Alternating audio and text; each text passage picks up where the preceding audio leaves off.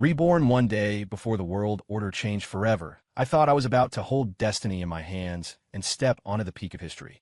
Instead, I opened my eyes to find myself in the presidential suite of a five-star hotel, lying next to a stunning female CEO whose expression was colder than a New York winter. I was completely broke, my pockets cleaner than my face, and my phone had long since died. I cleared my throat and tested the waters. So beautiful. The service fee for last night is $500. Cash or Venmo. No credit. My head was splitting. Caleb Vance bolted upright from the soft king-size mattress, the unfamiliar ceiling and the faint scent of expensive perfume causing his brain to crash for 3 seconds. This wasn't his $300-a-month basement apartment where he was afraid to roll over for fear of falling out of bed. This was a hotel. He looked down, realized he was shirtless, and saw the silhouette of a woman under the duvet next to him. Her raven hair fanned out across half the pillow. Fragments of memory flooded back like a tidal wave. The graduation party, drinking until he blacked out, being carried off by classmates. And then, Caleb pounded his head, and suddenly, a jolt ran through him as everything connected. Wait, didn't he drink himself to death after that party? He had died of alcohol poisoning in that cramped apartment, becoming a tragic joke among his college alumni. He remembered the icy sensation of life draining away, the unwillingness to go, the regret. He had been reborn.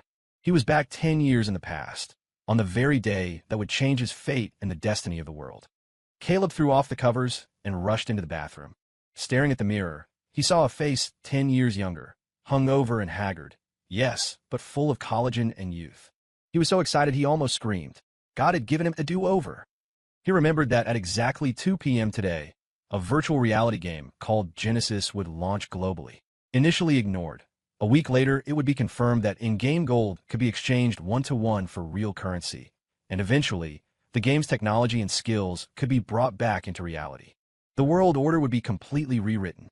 In his past life, he missed the window of opportunity, living in poverty while watching others ride the wind to success. This time, he would seize the initiative. He would be the one on top. As his excitement settled, Caleb remembered there was someone else in the room. He tiptoed back to the bed. The woman under the covers seemed disturbed by his movement and gently turned over. A flawless, sleeping face came into view. Her features were exquisite, like God's most perfect sculpture. Fair skin, long eyelashes trembling slightly. Even in sleep, she radiated an aura of unapproachable coldness. Caleb's pupils dilated. He knew this face. Victoria Sterling. In the next 10 years, she would become the legendary Ice Queen of American business. The sterling capital she founded would stir global markets. She was an existence countless people looked up to. In his past life, Caleb had only seen her on the covers of Forbes and Fortune. Rumors said she was cold, uninterested in men, and remained unmarried all her life. A flower on a high peak that no one could pluck. But now this high peak flower was lying right next to him. So, the first thing he did after being reborn was have an indescribable night with a future billionaire CEO. This script wasn't a bit too intense. Caleb felt his throat go dry. He started looking for his clothes and phone. He found his clothes, wrinkled and thrown on the sofa. He found his phone. The screen was black, obviously dead. His wallet contained only a few crumpled bills and his driver's license. Disaster. His starting capital was zero. He didn't even have enough money to buy the VR headset.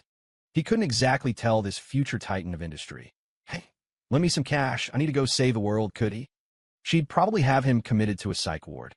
Just then, Victoria Sterling slowly opened her eyes.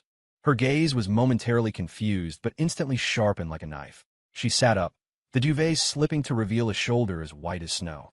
She looked at Caleb, then at the messy bed, and a layer of frost instantly covered her beautiful face.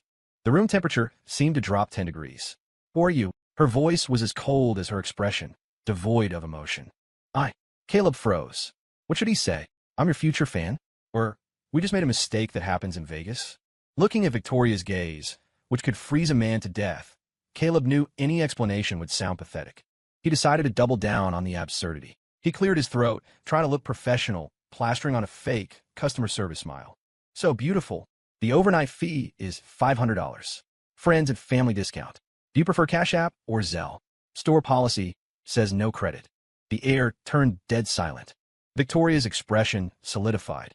In her eyes, which were usually calm as an ancient well, Emotions named shock and absurdity appeared for the first time. She had met countless men, sycophants, ambitious climbers, men pretending to be deep, but she had never met a man who, after spending the night with her, asked her for money. And worse, he was treating himself like a gigolo. An unprecedented sense of ridiculousness welled up in her heart. Victoria was almost angered into laughing, the corner of her mouth hooking up in a chilly arc. What did you say? Say that again. I said, overnight fee, 500. Caleb repeated it, biting the bullet, his heart drumming. It was a desperate move, but he had to get startup capital somehow. Judging by her lifestyle, she wouldn't miss the money. Suddenly, a rapid ringtone broke the bizarre standoff. Victoria pulled her phone from under the pillow, glanced at the caller ID, and frowned deeply. She answered, her voice instantly returning to its usual calm authority. Yes, Elena. What? The Thorne family is already there? Grandfather is there too. Understand. I'm coming over immediately. Hanging up, Victoria's face looked terrible. She threw off the covers and got out of bed, putting on her clothes right in front of Caleb without a hint of shyness. Her perfect curves made Caleb instinctively avert his eyes. Once dressed, Victoria transformed back into the aloof corporate queen. She walked up to Caleb, pulled a stack of cash from her purse, and threw it on the table without counting. Here's 2,000. Is that enough? Caleb stared at the thick stack of bills, his eyes straightening. Enough? It was more than enough. He could buy the premium headset with this. Just as he reached for it, Victoria suddenly spoke. Wait. Her gaze swept over Caleb, assessing him like she was evaluating the worth of a commodity. What is your name? Where are you from? Who is your family? Caleb paused, answering honestly. Caleb Vance. Local. Parents are gone. I'm alone. Hearing the word alone, a flicker of undetectable emotion passed through Victoria's eyes. She stared at Caleb for a full 30 seconds, seeming to make a monumental decision. Come with me to a place, she said in a tone that brooked no argument. Huh? Where? Caleb was confused. City Hall. Spit take. Caleb almost choked on his own saliva. Lady, you're gorgeous, but we just met. Isn't this moving a little fast? I just wanted an overnight fee. I didn't ask you to take responsibility. A vein throbbed on Victoria's temple. She took a deep breath, suppressing her anger, and explained coldly. I need a husband. A contract husband.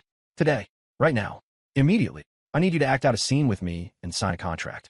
Once it's done, the $100,000 on this card is yours. After marriage, I'll give you a $10,000 monthly stipend. We only need to be husband and wife legally. We will not interfere in each other's private lives. In 1 year, we divorce, and I will give you another settlement. 100,000? 10 grand a month. Caleb felt dizzy, hit by a giant pie falling from the sky. Wasn't this better than grinding for gold in the game? This was instant winning at life. He looked at Victoria's serious expression and swallowed. Why me? Because you're clean, Victoria replied concisely. You have no background, no powerful family, and you won't bring me any trouble. And, she paused, a hint of mockery in her eyes. You love money, don't you? Problems that can be solved with money are not problems to me. Caleb was speechless. Okay, he admitted it. He loved money. Who wouldn't, after being that poor? What are the terms? What do I need to do? Caleb quickly got into character. Simple. Play the role of my husband. Appear by my side when I need you. The rest of the time, do whatever you want. Victoria pulled a prepared agreement from her bag and handed it to him. Caleb scanned it. The terms were clear, rights and responsibilities defined. For him, the party bee, it was a steal. Deal. I'm in. Caleb slapped the table decisively. Only an idiot turns down easy money. Solve survival first, then conquer the game world. Victoria seemed to have expected his agreement. She nodded and turned to leave. Bring your ID. My car is downstairs. I'll give you 10 minutes. Clean yourself up and follow me.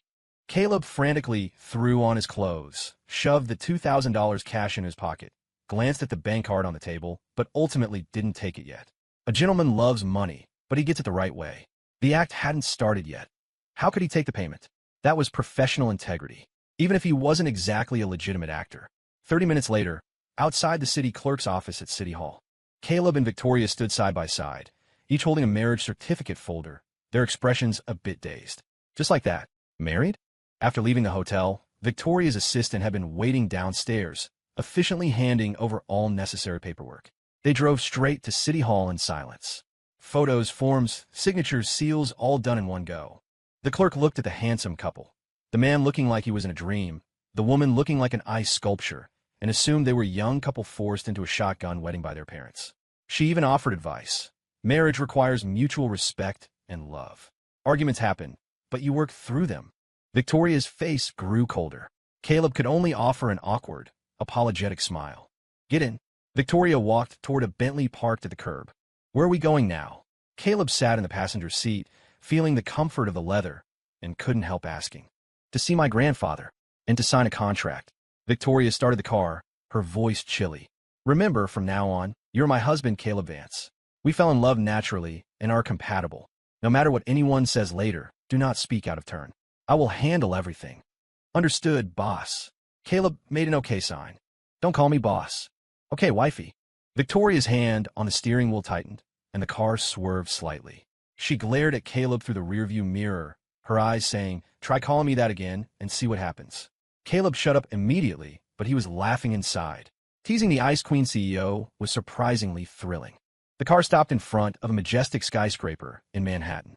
Victoria led Caleb straight to the top-floor conference room. Pushing open the doors, a massive table was already seated with people.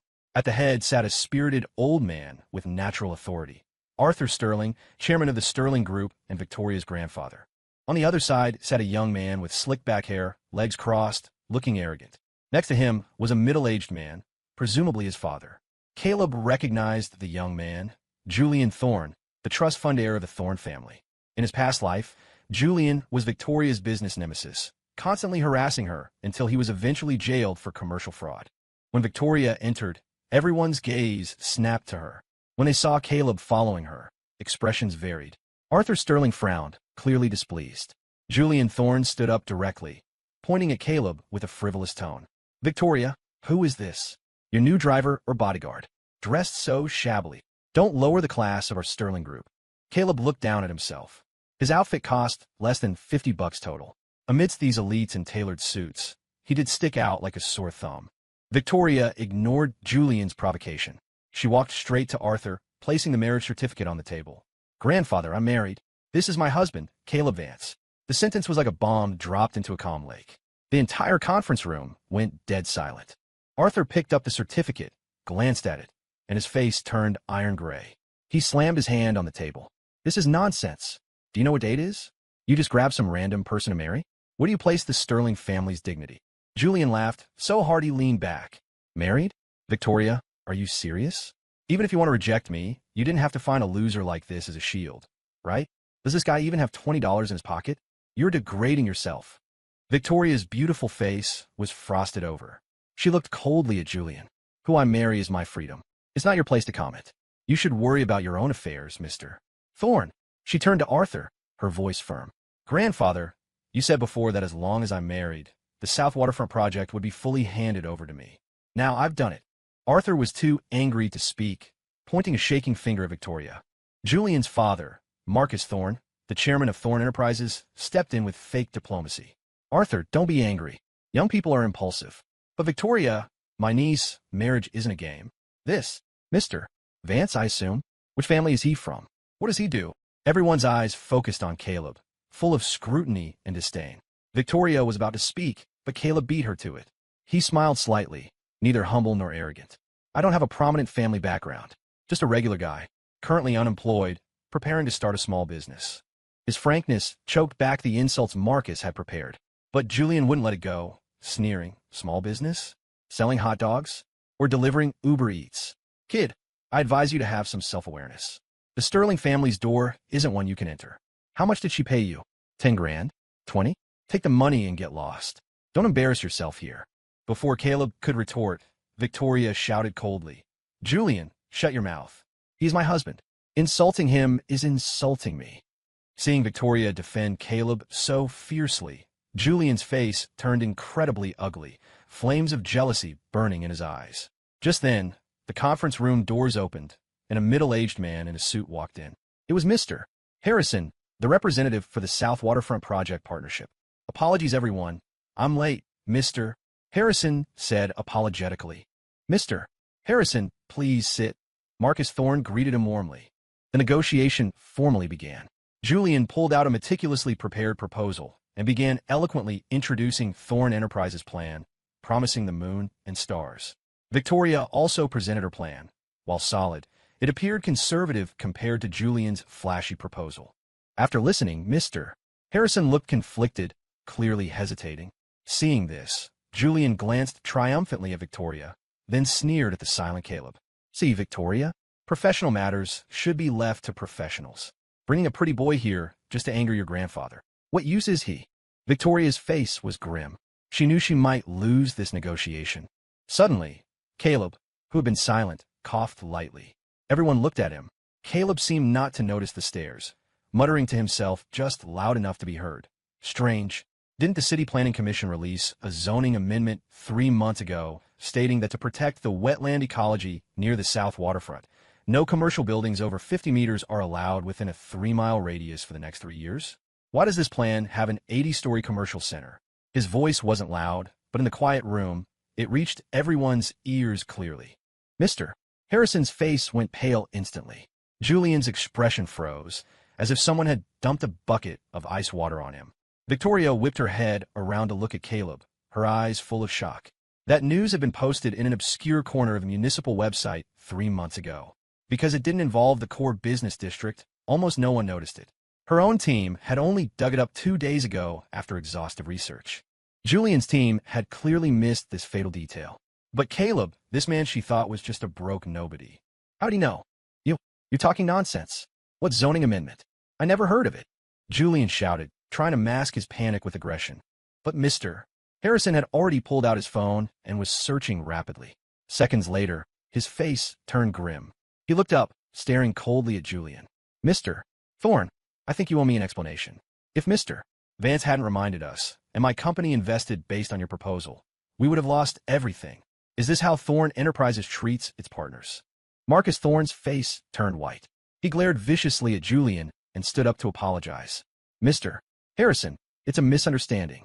Absolute misunderstanding. It was an oversight by our team. No need to explain. Mr. Harrison waved his hand and turned directly to Victoria. Ms. Sterling, let's go with your proposal. Your company's diligence and responsibility have earned our trust. We can sign the contract today. Victoria suppressed the storm in her heart, stood up, and extended her hand with a smile. Mr. Harrison, it's a pleasure doing business. A negotiation that was destined to be lost had been instantly turned around by a casual remark from Caleb. The Thornes left the conference room in disgrace. Before leaving, Julian shot a look at Caleb filled with venomous hatred. Only the Sterling family and Caleb remained. Arthur Sterling looked at Caleb, his gaze complex. He had thought this guy was just a shield his granddaughter found, but it seemed he had some substance. How did you know about that planning document? Arthur asked in a low voice. Caleb scratched his head, putting on a simple, honest grin. Oh, I like reading the news online. I read all sorts of random stuff. I just happened to see it a while back and remembered it. Bullshit. Both Arthur and Victoria thought the same thing. But they couldn't find another reason. It wasn't like he could predict the future, right? Fine. A very convenient happened to see it. Arthur gave Caleb a deep look. Victoria, since you're married, the South Waterfront project is yours. But I want to see results. If you screw this up, both of you, get out of the Sterling family. With that, Arthur left, leaning on his cane. In a massive conference room, only Caleb and Victoria remained. Victoria walked up to Caleb, her icy eyes staring him down, trying to see through him. Who are you, really? Your husband, Caleb replied with a cheeky grin. Don't play games with me. Victoria's voice held a trace of suppressed anger and confusion. Don't tell me you really just saw it on the news. My professional team took days to find that obscure municipal file. Then I guess I just have good luck. Caleb shrugged, acting like a dead pig unafraid of boiling water. He couldn't exactly say he was a time traveler. Victoria watched his roguish behavior, her chest heaving with anger. She realized that her prideful calm and logic were easily shattered in front of this man. She took a deep breath and squeezed out a sentence through gritted teeth. Come home with me. Victoria's home was a penthouse in one of Manhattan's most exclusive buildings. When Caleb stood with his battered suitcase, containing only a few changes of clothes, in front of the floor-to-ceiling windows overlooking the skyline, he once again felt the disparity of the world. I'll just take the guest room downstairs, Caleb said with self-awareness. No, Victoria refused coldly. Starting today, you sleep in my master bedroom. Huh? Caleb was confused. Is that appropriate? We're a contract marriage. Didn't we agree not to interfere with each other? Grandfather has people watching us. Victoria explained concisely. Until we divorce, we must appear to be a normal couple. Looking at Victoria's face, which clearly read, "Ask one more question, and I'll kill you," Caleb wisely shut his mouth. Fine, stay then. The bed was huge. He could sleep on the floor if needed. Walking into Victoria's bedroom, Caleb was shocked again. This wasn't a bedroom. It was bigger than his entire apartment in his past life. Massive windows, a walk-in closet, and a luxury bathroom with a jacuzzi. Put your things over there. Victoria pointed to a corner. Caleb placed his broken suitcase there. It looked comically out of place amidst the luxury. I've redrafted the agreement. Victoria handed him a new document. Given your performance today, I've added a clause. During the marriage, you will serve as my special consultant. Annual salary, $500,000. The $100,000 we discussed earlier has been transferred to you as an advance. She tapped on her phone. Moments later, Caleb's phone buzzed with a notification. Your account, ending in XXXX, has received a deposit of $100,000. Staring at the zeros, Caleb's heart pounded traitorously. He swallowed and looked at Victoria. Why? I need your luck. Victoria said straightforwardly. I don't care if it's really luck or if you have some channel I don't know about. I only care about results. As long as you can help me, money is not a problem. Caleb understood. This Ice Queen was a thorough pragmatist. His move today showed her his utility. Deal. Caleb dropped the cheeky expression and nodded seriously. Here are your keys and the key card. Victoria tossed him a set. The housekeeper handles meals. You are not allowed to bring outsiders here without my permission. Also, stay away from my closet and study. With that, she took her files and went into the study, leaving Caleb alone in the gigantic bedroom. Caleb lay on the incredibly expensive mattress, staring at the ceiling, feeling like he was dreaming. Reborn on day one. Flash married a gorgeous CEO and became a 100,000-aire. This life was too surreal, but he hadn't forgotten his main mission. He pulled out his phone and immediately searched for the Genesis VR headset release info. Official store price $1,999. Limited global release at 2:00 p.m. today. He checked the time. 12:00 p.m. Plenty of time. He placed the order immediately. With the most important thing done, Caleb's stomach growled. He walked out of the bedroom. A housekeeper in an apron was cleaning. Mr. Vance, lunch is ready, she said somewhat timidly. Thanks, just call me Caleb, he smiled. The table was set with gourmet dishes that looked like art. Caleb didn't stand on ceremony, devouring the food. He was starving. Halfway through, Victoria walked out of the study holding a stack of files. Seeing Caleb eating like a starving ghost, her brows furrowed. Watch your image when you eat. I'm hungry, Caleb mumbled through a mouthful of food. By the way, wifey, can I go out this afternoon? Victoria's face grew 3 degrees colder. First, don't call me wifey. Second, what for? I bought something. Need to pick up the package. Victoria didn't say anything else, implying consent. At 2 p.m., Caleb arrived at a courier center downtown. He picked up the massive box stamped with the Genesis logo, feeling incredibly excited. He hugged the box and took a cab back to the penthouse. As he entered, he saw Victoria sitting on the living room sofa, seemingly waiting for him. What did you buy? She asked, eyeing the huge box. A gaming headset, Caleb answered honestly. A gaming headset? A trace of disdain flashed in Victoria's eyes. You took the 100,000 and bought a toy. In her view, gaming was a waste of time, something for children. This isn't an ordinary game. Caleb smiled mysteriously. Wifey, trust me. Soon, you'll know that what I bought today isn't a game console, but a money-printing machine. Slick talker, Victoria scoffed and ignored him.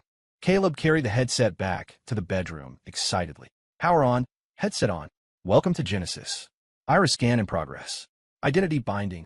Caleb Vance. Please choose your class. The familiar interface appeared. In his past life, he chose the popular swordsman. This time, he unhesitatingly chose the least popular, most expensive in the early game, but ultimately invincible class, mechanic.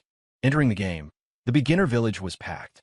Caleb didn't fight for monsters. He went straight to the most remote corner of the village and found a ragged NPC hammering iron. Old Hans the blacksmith. In his past life, everyone thought this was just a generic quest NPC. It wasn't until 3 years later that a player discovered Old Hans was a legendary, god-tier mechanic. To trigger his hidden quest, you just had to hand him a bottle of the cheapest lager while he was working. Caleb took the system-gifted lager from his inventory and handed it over respectfully. Master, you've worked hard. Have a drink. Old Hans looked up, his cloudy eyes glancing at Caleb. He took the beer and downed it in one gulp. Ha, good booze. Young man, you have a good eye. I happen to need an assistant. Are you willing to stay and help me? Ding. Congratulations, player Caleb Vance. Hidden quest, Legacy of the God Artisan, triggered. Accept. Caleb was ecstatic. From today on, he would be the only king of this game world. For the next few days, Caleb was completely addicted to the game. By day, he helped Old Hans forge, mine, and learn mechanical blueprints. By night, he grinded monsters for materials. Victoria, meanwhile, was busy off her feet. The South Waterfront project had launched, involving a million details. She worked late every night. Though under the same roof, they barely spoke 10 words a day. One night, Victoria dragged her exhausted body back to the bedroom to find Caleb absent. She frowned, walked to the bed, and found him wearing that strange helmet, lying motionless, muttering. Left hook, right hook. Beautiful. Another part secured. Victoria's mouth twitched. This man really was treating a game like a career. She shook her head and went into the bathroom. By the time she showered and came out, Caleb had taken off the helmet and was fiddling with something on his laptop. What are you doing? Victoria asked while towel drying her hair. Oh, selling some stuff? Caleb said without turning around. Curious, Victoria leaned over to look. On the screen was a gaming transaction platform. Caleb was listing an item called Basic Energy Core. Price, $10,000. Are you crazy? Victoria exclaimed. $10,000 for a game item? Who would buy that? They will, Caleb smiled confidently. The energy core he crafted was unique in the game right now. It provided extra energy to mechanical gear, massively boosting attack power. For the whale players who wanted maximum output, 10 grand was chump change. Sure enough, less than 5 minutes after listing, the basic energy core was snatched up. Immediately, his direct messages exploded. Boss, do you have more cores? I'll pay 15,000. 20,000. Sell to me. I run a guild. God Gamer, carry me please. I'm an e-girl. Caleb grinned from ear to ear, reading the messages. Victoria stood there, utterly stunned. She couldn't comprehend how a virtual item could sell for more than the monthly profit of one of her operational teams. Was the world crazy, or was this man crazy? Now do you still think I'm wasting my time? Caleb turned, looking at her smugly. Victoria opened her mouth, but couldn't say a word. Her worldview was being dismantled by this man, piece by piece. Over the next 2 weeks, Caleb made nearly $5 million selling rare materials and gear. He went from broke to a bona fide millionaire. Meanwhile, Victoria's South Waterfront project was hitting a wall. Her rival, Julian Thorne, had secured a massive amount of funding from somewhere and began sniping her in the raw materials market. Whatever building materials Victoria needed, he bought at a premium, causing her procurement costs to skyrocket. Her project budget developed a gaping hole. That night, Victoria sat in the study staring at spreadsheets, brow furrowed. Caleb walked in with a glass of hot milk. Still working? MH. Victoria rubbed her temples, not looking at him. Trouble. Caleb placed the milk near her hand. Victoria hesitated, then explained the situation. She didn't know why she was telling him. Perhaps living together had made her subconsciously view him as someone she could talk to. Caleb listened and laughed. I thought it was something huge. Just a money problem. He took out his phone and, right in front of her, transferred $5 million to her account. Yep. Victoria froze. Take it. Consider it my investment, Caleb said nonchalantly. The money is just sitting there anyway. Victoria stared at the transfer notification, her emotions a mess. 2 weeks ago, she threw $100,000 at him to be a fake husband. 2 weeks later, he was using $5 million to bail out her business. The role reversal made her feel an unprecedented absurdity and a strange warmth. Why help me? She looked up at him. You're my wifey, Caleb grinned. Husband helping wife is the law of nature. Victoria's heart skipped a beat for no reason. She turned away to hide the flush on her cheeks, speaking coldly. This is a loan. I will pay it back. Whatever. Caleb shrugged and left the study. Watching his back, Victoria picked up the warm milk and took a sip. Sweet. With Caleb's cash injection, the pressure eased, but Julian's offensive grew fiercer. He seemed convinced Victoria was low on funds and kept inflating prices, determined to bleed her dry. Industry insiders were waiting for Victoria to fail. Just when everyone thought she would fold, a piece of earth-shattering news detonated globally. Genesis officials announced that in-game gold could now be exchanged one-to-one for real currency. The game world went insane. Gold prices skyrocketed, and Caleb, the biggest material hoarder and gear merchant in the game, held a stash of gold that amounted to an astronomical figure. He immediately liquidated half his holdings, cashing out $50 million. When Victoria saw the string of zeros in Caleb's bank account, she was numb. She felt the worldview she had built over 20 years crumble into dust. Business genius? Capital queen? Compared to this man who made a fortune playing games, she was a joke. Is the money enough now? Caleb asked with a smile. Victoria was silent. What could she say? With his terrifying war chest, Julian Thorne's maneuvers looked like a clown's performance. Victoria launched a counterattack. You raise the price? I'll raise it higher. You hoard stock? I'll buy the entire market. Within days, Julian realized he hadn't dragged Victoria down. Instead, he had tied up all his company's liquid assets in overpriced materials. Then, because Victoria stopped buying, the material market prices collapsed. Thorne Enterprises instantly fell into a massive financial crisis. Marcus Thorne was frantic. He dragged Julian to the Sterling penthouse to beg Arthur Sterling for mercy. In the living room, Julian had lost his arrogance, standing pale-faced. Arthur, for the sake of our years of friendship, please ask Victoria to have mercy. The Thorne family. We surrender. Arthur didn't speak, looking instead at Victoria and Caleb, sitting nearby. Victoria was expressionless. Caleb was leisurely peeling an apple, as if none of this concerned him. Julian watched Caleb's relaxed demeanor, hatred and jealousy spilling over. He blamed all his failures on this man who appeared out of nowhere. He suddenly rushed at Caleb, screaming red-eyed, "It's all you. If not for you, useless trash, how would I lose? What sort of black magic did you use?" Caleb stopped peeling the apple. He lifted his eyelids, glanced at Julian, and said indifferently, "If you lose, accept it. Blaming others is what the weak do." He handed the peeled apple to Victoria. She took it naturally and took a small bite. This intimate gesture snapped the last string of Julian's sanity. "I won't accept it. Victoria, you're driving the Thorne family to extinction for this pretty boy. Business is war. Win or lose on your own merits." Victoria replied coldly. "When you were sniping me, you didn't plan on leaving me a way out." Seeing no hope, Julian snapped completely. He pulled a fruit knife from his pocket and lunged at Caleb. "If I die, you're not living either." Everyone froze. Victoria turned pale, instinctively moving to shield Caleb. However, Caleb was faster. He sidestepped, easily dodging the knife, flipped his wrist, locked onto Julian's arm, and twisted hard. Crack! Arr! Julian screamed as the knife clattered to the floor. Caleb shoved him back, sending him sprawling. The whole sequence was fluid as water, fast as lightning. The living room was deadly silent. Everyone looked at Caleb like he was a monster. Wasn't he a shut-in gamer? How'd he have those moves? Caleb clapped his hands as if dusting off a minor nuisance. He looked at Julian wailing on the floor and shook his head. Rage born of humiliation is the final cry of the incompetent. Police arrived quickly, taking Julian away for assault with a deadly weapon. The Thorne family was finished. After the storm, the atmosphere in the Sterling house shifted.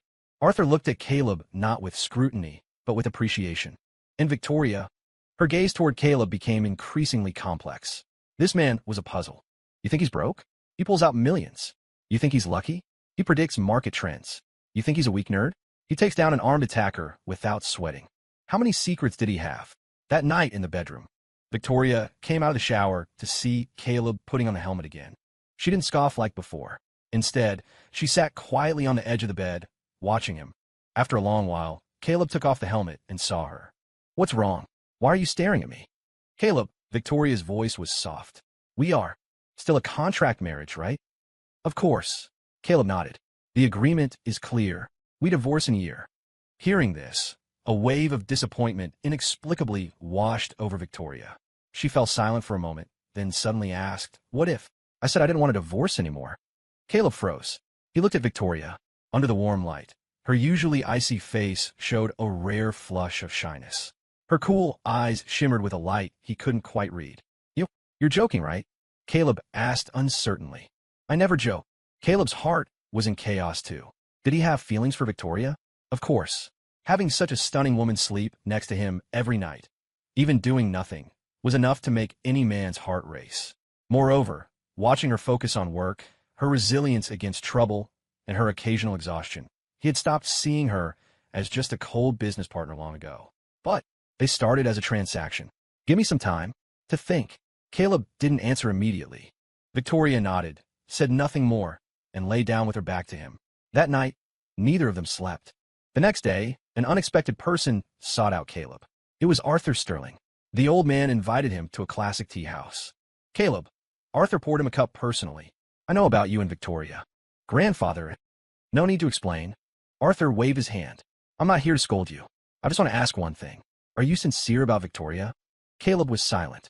That child, Victoria, has carried too much since she was little. Her mother died early. I pinned all my hopes on her, forcing her to learn management finance, molding her into the perfect heir. But she lost the joy of childhood, lost the right to fall in love like a normal girl. She looks strong and cold on the outside, but inside she is more fragile than anyone, craving warmth. Over the years, I introduced her to many young elites, but she liked none of them. I could tell. They didn't love her. They loved her status, the sterling fortune. Arthur sighed, his eyes full of guilt and love. Until you appeared, you are different from them. You don't fear her. You don't flatter her. You even dare to act like a rascal with her. You treat her like a normal woman. I can see that when she is with you, she is relaxed. She smiles. She hasn't smiled like that in a long time. So, Caleb, if you are sincere, treat her well. The Sterling family will not mistreat you. But if you're just playing, then please, take the money and leave her. Do not hurt her. The old man's words hit Caleb's heart like a hammer. He thought of Victoria's rare moments of vulnerability, her satisfied expression eating his cooking, her unhesitating move to shield him from the knife. Yes, peel away the Ice Queen shell, and she was just a woman longing to be loved and protected. And him, reborn in this life, was it really just for money and fame? Grandfather, I understand. Caleb stood up and bowed deeply to Arthur. I love her. I will spend my life treating her well. A relieved smile appeared on Arthur's face. Leaving the tea house, Caleb immediately called Victoria.